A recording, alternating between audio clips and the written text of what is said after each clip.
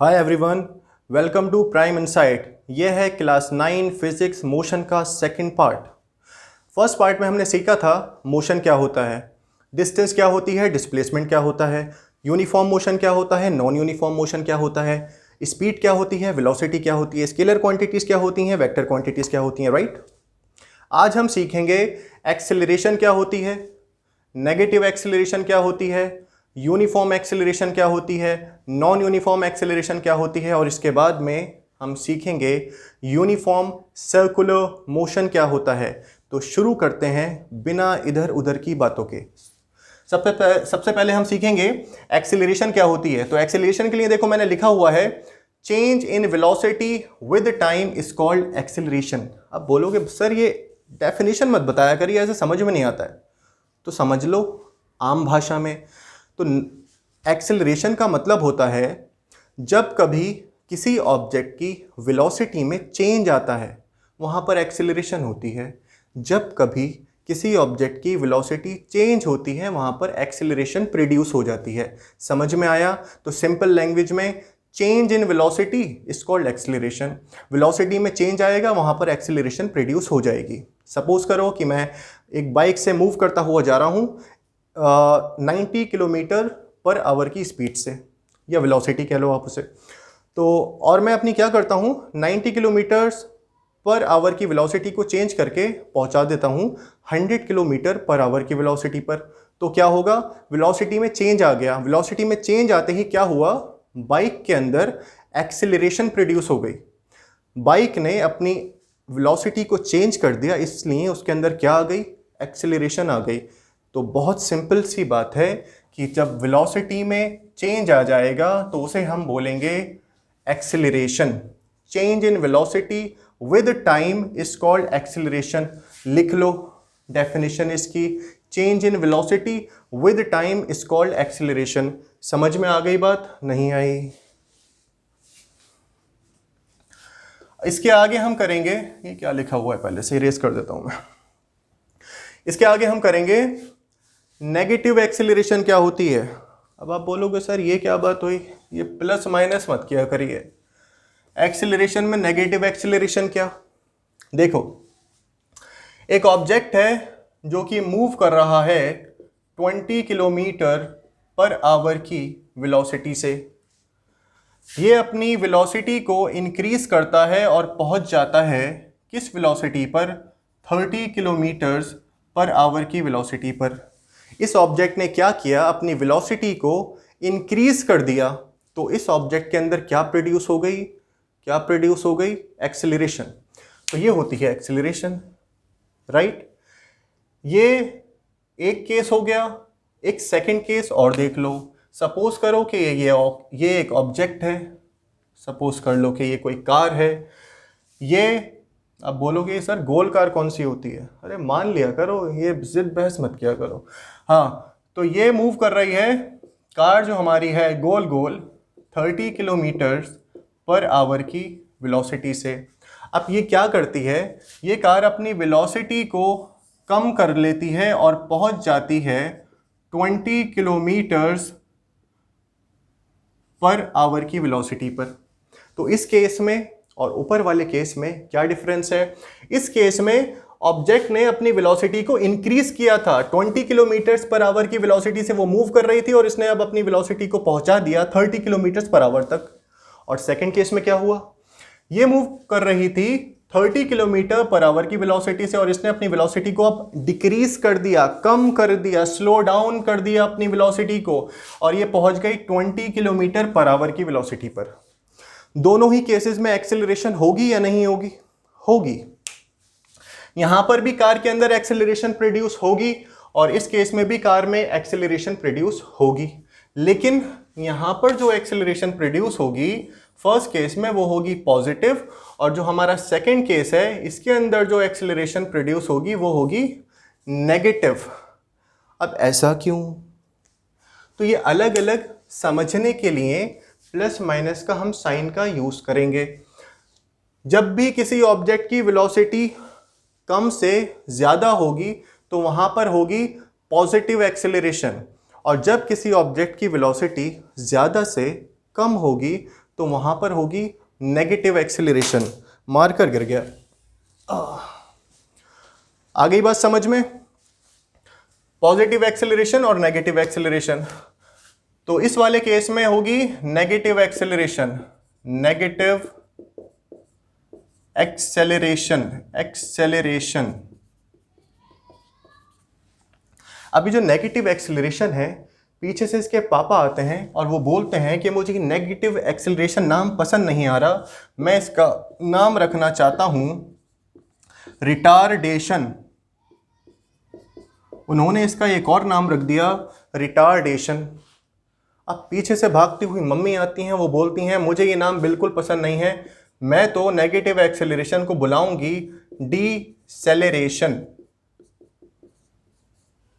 तो बोला ठीक है, आप डीसेलेरेशन बुला लेना, पापा रिटार्डेशन बुला लेंगे और बाकी के सारे लोग नेगेटिव एक्सेलरेशन बुला लेंगे। तो इस बात से क्या समझ में आया? नेगेटिव एक्सेलरेशन, रिटार्डेशन, डीसेलेरेशन, ये तीनों ही एक चीज़ होती है। ये कोई अलग अलग चीज़ों के नाम नहीं हैं, एक ही चीज़ के तीन नाम हैं। अलग अलग नाम आपके क्वेश्चंस में आ सकते हैं, इसलिए मैंने बता दिया। ठीक है, क्लियर हो गई बात? आगे चलें। चलो इसे इरेज कर देते हैं और इसके बाद में हम आते हैं यूनिफॉर्म एक्सेलरेशन पर। अब देखो यूनिफॉर्म एक्सेलरेशन क्या होती है। यूनिफॉर्म एक्सेलरेशन, यूनिफॉर्म एक्सेलरेशन क्या होती है समझ लेते हैं। एक ऑब्जेक्ट है जो मूव कर रहा है 5 मीटर पर सेकेंड की वेलोसिटी से। 1 सेकेंड के बाद में ये अपनी वेलोसिटी को चेंज करके पहुंचा देता है 10 मीटर्स पर सेकेंड की वेलोसिटी पर। उसके 1 सेकेंड और बाद में ये अपनी वेलोसिटी को पहुंचा देता है 15 मीटर पर सेकेंड। उसके 1 सेकेंड के बाद में ये अपनी वेलोसिटी को पहुंचा देता है 20 मीटर पर सेकेंड। वेलोसिटी इसकी इंक्रीज़ होती जा रही है, लेकिन ये इंक्रीज़ जो वेलोसिटी हो रही है इसमें कुछ ख़ास बात छुपी हुई है। वो ख़ास बात क्या है, ढूंढ के निकाल लेंगे आज हम। फर्स्ट केस में इसकी वेलोसिटी है 5 मीटर पर सेकेंड। 1 सेकेंड के बाद में इसकी वेलोसिटी हो जाती है 10 मीटर पर सेकेंड। कितना चेंज आया? 5 मीटर बढ़ गई, 5 मीटर पर सेकेंड का चेंज आ गया। थर्ड सेकेंड में फिर वेलोसिटी चेंज हो जाती है, 15 मीटर्स पर सेकेंड हो जाती है। कितना चेंज आया? फिर 5 मीटर पर सेकेंड। इसकी वेलोसिटी बढ़ गई, 10 थी 15 हो गई। अगले सेकेंड में इसकी वेलोसिटी हो गई 20 मीटर पर सेकेंड। कितना चेंज आया? 5 मीटर पर सेकेंड। इस केस में हमने क्या ऑब्जर्व किया कि जो वेलोसिटी है इस ऑब्जेक्ट की वो चेंज तो हो रही है, वो इंक्रीज तो हो रही है, लेकिन by equal amounts in equal intervals of time. 1 second के अंदर 5 चेंज हो रही है। वेलोसिटीज की 1 सेकेंड में 5 मीटर पर सेकेंड चेंज होती जा रही है। 5 का डिफरेंस आता जा रहा है, 5 जो है वो इंक्रीज होती जा रही है। समझ में आ गई? ऐसा केस जिसके अंदर वेलोसिटी में चेंज आए लेकिन by equal amounts in equal intervals of time, तो ऐसी एक्सेलरेशन को हम बोलते हैं यूनिफॉर्म एक्सेलरेशन। ठीक है, समझ में आ गई? डेफिनेशन इसकी मैंने लिख दी है सेकेंड नंबर पर, चाहो तो नोट कर लो। चाहो क्या? नोट कर लो। A body has a uniform acceleration if it travels in a straight line and its velocity increases by equal amounts in equal intervals of time. ठीक है, समझ में आ गई बात? तुम जब तक ये नोट करो, मैं इसे इरेज करता हूं और हम चलते हैं आगे। इसके बाद में नेक्स्ट है हमारा non uniform acceleration. Non uniform acceleration uniform acceleration की उल्टी होती है। क्या होती है ये? वही एग्जाम्पल लेते हैं। एक ऑब्जेक्ट है जो मूव कर रहा है 5 मीटर पर सेकेंड की वेलोसिटी से। थोड़ी देर के बाद में ये अपनी वेलोसिटी को चेंज करके पहुंचा देता है 7 मीटर पर सेकेंड पर। इसने अपनी वेलोसिटी जो ये चेंज करी है 1 सेकेंड में चेंज करी है। 5 से 7 पर आने में से कितना टाइम लगा? 1 सेकेंड का। अगले सेकेंड में ये अपनी वेलोसिटी जो इंक्रीज करके पहुंचा देता है 10 मीटर पर सेकेंड। तो इस केस में हमने क्या ऑब्जर्व किया, इस केस में आप देखोगे जो इनिशियल वेलोसिटी है इस ऑब्जेक्ट की वो है 5 मीटर पर सेकेंड। 1 सेकेंड के बाद में इसकी वेलोसिटी हो जाती है 7 मीटर पर सेकेंड। कितना चेंज आया, 2 का। इसके बाद अगले सेकेंड में इसकी वेलोसिटी हो जाती है 10 मीटर पर सेकेंड। कितना चेंज आया, 3 का। यहाँ 7 थी, यहाँ 10 हो गई, यहाँ 5 थी, 7 हो गई, 2 का चेंज, यहाँ 7 थी, 10 हो गई, 3 का चेंज। यहाँ पर वेलोसिटी में चेंज आ रहा है कितनी देर में, 1 सेकेंड के बाद में। लेकिन जो चेंज आ रहा है वो क्या 2 का आ रहा है या 3 का आ रहा है, नहीं। यहाँ पर जो चेंज आ रहा है, पहले आया 2 का चेंज, उसके बाद में आया 3 का चेंज। इसका मतलब क्या हुआ, इक्वल इंटरवल्स ऑफ टाइम में, मतलब 1 सेकेंड में जो चेंज आ रहा है वो बाय इक्वल अमाउंट्स नहीं आ रहा, अलग अलग चेंज आ रहा है, कोई भी रैंडम चेंज आ रहा है। कभी 2 का चेंज आ जाता है, कभी 3 का चेंज आ जाता है। यहाँ पर एक्सेलरेशन तो है। एक्सेलरेशन कैसे है, क्योंकि वेलोसिटी चेंज तो हो रही है, और जहाँ पर वेलोसिटी चेंज हो रही है वहाँ पर एक्सेलरेशन है। लेकिन इस एक्सेलरेशन के अंदर जो टाइप है इसका वो है नॉन यूनिफॉर्म एक्सेलरेशन। डेफिनेशन इसकी मैंने लिख दी है, a body has a non uniform acceleration if its velocity increases by unequal amounts in equal intervals of time. Clear हो गई बात, हिंदी में एक बार और सुन लो। जब किसी ऑब्जेक्ट की वेलोसिटी इंक्रीज होती है या डिक्रीज होती है, कहने का मतलब यह है उसकी वेलोसिटी में चेंज आता है, लेकिन इक्वल अमाउंट्स में नहीं आता, इन इक्वल इंटरवल्स ऑफ टाइम, तो वो कैसी एक्सेलरेशन होती है, वो होती है नॉन यूनिफॉर्म एक्सेलरेशन। नोट करो इसे, मैं आगे चलता हूं। नॉन यूनिफॉर्म एक्सेलरेशन हमने कर लिया, इसके बाद में हम करेंगे,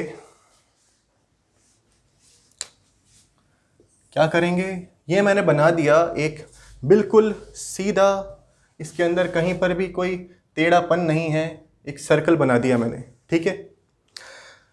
ये जो सर्कल है ये समझ लो कोई ये सर्कुलर ट्रैक है, और इसके ऊपर ये बहन जी खड़ी हुई हैं, और ये यहाँ से इसके सर्कल के ऊपर मूव कर रही हैं, रनिंग कर रही हैं। इसका मतलब क्या हुआ, जो ये गर्ल है वो इस सर्कुलर पाथ पर मूव कर रही है, तो ये एक अलग टाइप का मोशन कहलाता है। इसे हम कहते हैं कि ये है एक सर्कुलर मोशन। कैसा मोशन है ये? यह है एक सर्कुलर मोशन।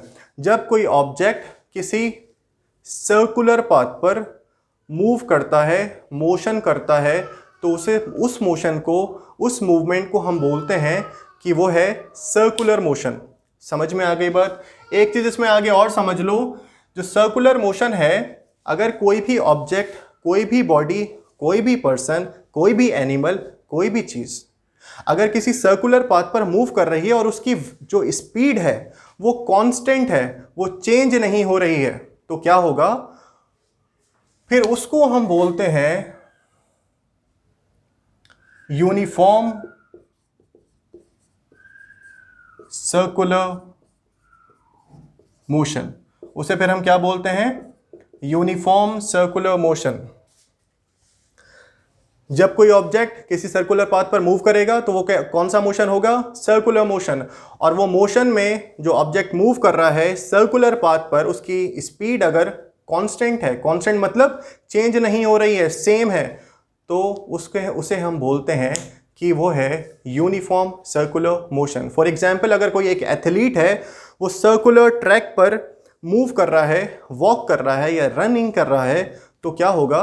वो होगा एक सर्कुलर मोशन। और अगर उसकी स्पीड कांस्टेंट है, चेंज नहीं हो रही है, तो वो होगा यूनिफॉर्म सर्कुलर मोशन। इसका और एग्जाम्पल क्या हो सकता है?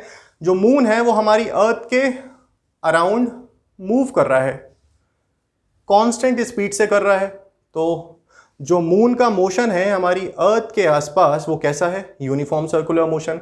जो हमारी अर्थ है वो सन के अराउंड घूम रही है, मूव कर रही है, सर्कुलर पाथ पर मूव कर रही है, तो सर्कुलर मोशन है उसका। और जो हमारी अर्थ है वो सन के अराउंड जो मूव कर रही है वो भी एक कांस्टेंट स्पीड से मूव कर रही है, इसलिए जो अर्थ का मोशन है वो भी कैसा मोशन होगा? Uniform circular motion. क्लियर हो गई बात? समझ में आ गया? अब एक चीज़ और हम समझ लेते हैं छोटी सी। जब हम किसी भी ऑब्जेक्ट को के अंदर सर्कुलर मोशन प्रोड्यूस करते हैं, सपोज करो मैंने एक स्टोन ले ली और उसको उसमें एक थ्रेड मैंने बांध दिया और ऐसे पकड़ा मैंने और ऐसे मैं घुमा घुमा करके उसे खेल रहा हूँ, ठीक है। तो क्या होगा, वो जो ऑब्जेक्ट है या वो जो स्टोन है वो गिरेगी नहीं, वो ऐसे ही घूमती रहेगी घूमती रहेगी घूमती रहेगी। अब उसके अंदर मोशन हो रहा है और हमें मालूम है जब भी हमें किसी चीज़ के अंदर मोशन लाना होता है तो उसके अंदर हमें फोर्स अप्लाई करना पड़ती है। जैसे कि कोई भी चीज़ यहाँ पर रखी हुई है, मुझे यहाँ पर उसे मूव करना है तो मैं क्या अप्लाई करूँगा, फोर्स अप्लाई करूँगा। इसी तरीके से अगर जो सर्कुलर मोशन होता है, सर्कुलर मोशन पर सर्कुलर मोशन के लिए किसी भी ऑब्जेक्ट को मूव कराने में जिस फोर्स का यूज़ होता है, जो फोर्स अप्लाई की जाती है, लगाई जाती है, उस फोर्स का एक स्पेशल नेम होता है, उसे हम कहते हैं, वो होती है सेंट्रीपीटल फोर्स। वो कौन सी फोर्स होती है, सेंट्रीपीटल फोर्स। स्टोन और थ्रेड वाले केस में आप देखोगे यहाँ पर जो फोर्स अप्लाई हो रही है वो किससे हो रही है, आपके हैंड से टुवर्ड्स द सेंटर की तरफ जो है वो फोर्स अप्लाई हो रही है, इसलिए वो जो ऑब्जेक्ट है वो मूव करता जा रहा है। तो वो जो फोर्स है, ऐसी फोर्स जो किसी ऑब्जेक्ट को सर्कुलर मूव कराने में काम आती है, सर्कुलर मूव कराने में उसकी ज़रूरत पड़ती है, उस फोर्स को हम कहते हैं सेंट्रीपीटल फोर्स। समझ में आ गई बात, क्लियर हो गया। तो आज हमने कर लिया कि एक्सेलरेशन क्या होती है और यूनिफॉर्म एक्सेलरेशन क्या होती है, नॉन यूनिफॉर्म एक्सेलरेशन क्या होती है, नेगेटिव एक्सेलरेशन क्या होती है। नेगेटिव एक्सेलरेशन के अलग अलग नाम क्या क्या होते हैं, क्या क्या होते हैं, रिटार्डेशन होते हैं और डिसेलरेशन होते हैं। और हमने ये भी पढ़ लिया कि सेंट्रीपिटल फोर्स क्या होती है और सर्कुलर मोशन क्या होता है, यूनिफॉर्म सर्कुलर मोशन क्या होता है, ठीक है। ऐसा यूनिट क्या होती है एक्सेलरेशन की, ये भी सीख लिया हमने। क्या होती है, एक बार और रिपीट कर देता हूं मैं, मीटर पर सेकेंड स्क्वायर ऐसा यूनिट होती है एक्सेलरेशन की, ठीक है। इसके बाद में हम क्या, और एक्सेलरेशन कैसी क्वांटिटी है, वेक्टर क्वांटिटी। याद रखना ये बात बहुत काम आती है, बहुत क्वेश्चंस आते हैं इससे रिलेटेड। जिन क्वांटिटीज़ में हमें सिर्फ मैग्नीट्यूड की ज़रूरत होती है उन्हें हम बोलते हैं स्केलर क्वांटिटी। जिन क्वांटिटीज़ में हमें मैग्नीट्यूड चाहिए होता है और उसके साथ में डायरेक्शन की भी ज़रूरत होती है उन्हें हम बोलते हैं वेक्टर क्वांटिटीज़, ओके। इसके बाद में हम देखेंगे, अब जो आगे जो मैं इस वीडियो के पार्ट्स आएंगे उसमें हम न्यूमेरिकल्स भी करेंगे। तो न्यूमेरिकल्स के लिए हम पहले से तैयार हो जाते हैं। इस चैप्टर में कुछ इक्वेशंस को हम यूज़ करेंगे न्यूमेरिकल सॉल्व करने में।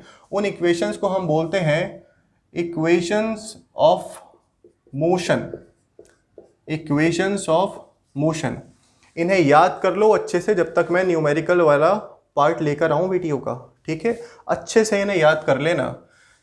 इक्वेशंस ऑफ मोशन हम मेनली 3 यूज़ करेंगे, इसके अंदर 3 इक्वेशंस ऑफ मोशन यूज़ करेंगे इस चैप्टर के न्यूमेरिकल्स को सॉल्व करने के लिए।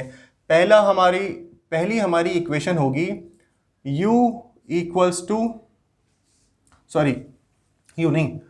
v equals to u plus a T.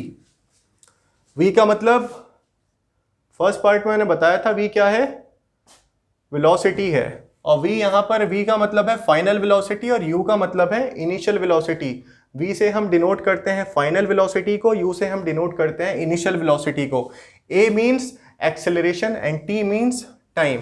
तो ये एक इक्वेशन है, इसको आप फॉर्मूला बोल लो, इसे आप अच्छे से याद कर लो, इसे हम यूज़ करेंगे न्यूमेरिकल्स में। इसके बाद में सेकेंड इक्वेशन ऑफ मोशन होती है s equals to ut plus 1/2 at square. s equals to ut plus 1/2 at square. s का मतलब है डिस्टेंस या displacement, ut plus 1/2 at square, okay. इसके बाद में थर्ड इक्वेशन हमारी होती है 2as equals to v square minus u square. 2as equals to v square minus u square. A means acceleration, s means displacement, v means final velocity, u means initial velocity. Clear हो गई बात? ठीक है, ये तीनों equations आप अच्छे से याद कर लो, दिमाग में बिठा लो, इन्हें हम आगे बहुत ज़्यादा यूज़ करेंगे, बहुत ज़रूरत पड़ेगी। तो ये था हमारी चैप्टर मोशन का सेकेंड पार्ट। अब हम मिलते हैं नेक्स्ट पार्ट में। Thank you so much for watching.